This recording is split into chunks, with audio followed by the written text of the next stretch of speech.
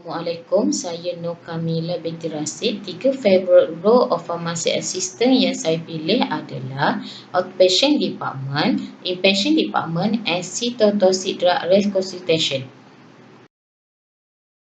Ini adalah contoh gambar di bahagian outpatient atau bahagian pesakit luar. Outpatient adalah orang yang mengalami masalah kesihatan dan datang ke hospital untuk dirawat tetapi tidak menginap di hospital.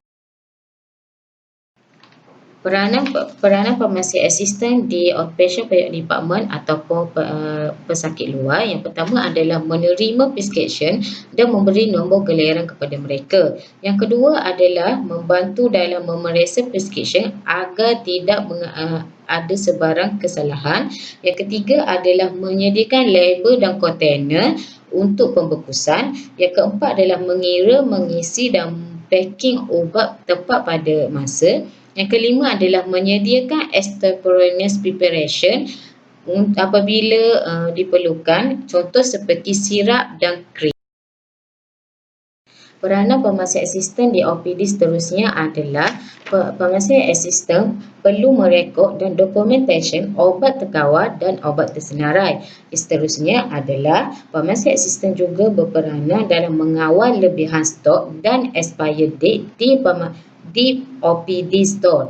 Yang seterusnya adalah pharmacy assistant juga perlu bekerja lebih masa dan bekerja melalui panggilan. Yang terakhir adalah pharmacy assistant perlu membersih kawasan stesen kerja mereka.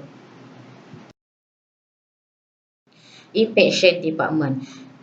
Inpatient department adalah pesakit yang mengalami kesihatan dan datang ke hospital dan menginap di hospital ataupun perlu diwarded di hospital.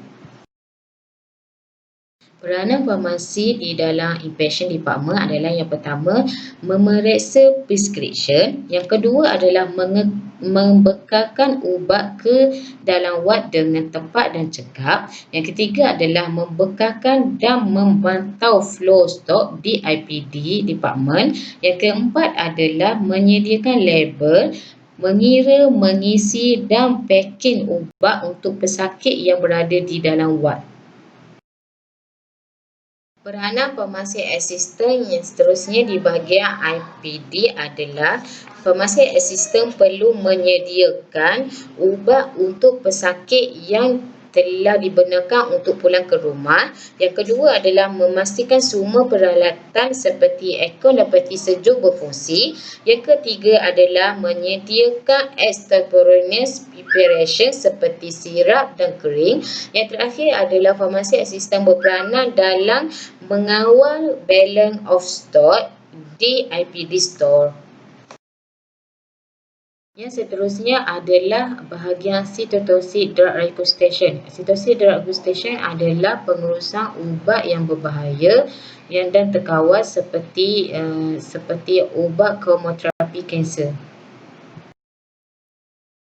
Peranan pharmacy assistant di bahagian CDR adalah pharmacy assistant bertanggungjawab untuk memesan daripada bahagian store. Yang kedua adalah pharmacy assistant perlu memastikan obat yang disimpan adalah di bawah optimum di dalam farmasi. Dan yang ketiga adalah pharmacy assistant perlu memastikan semua obat yang tinggal di bahagian farmasi dilabelkan dengan betul.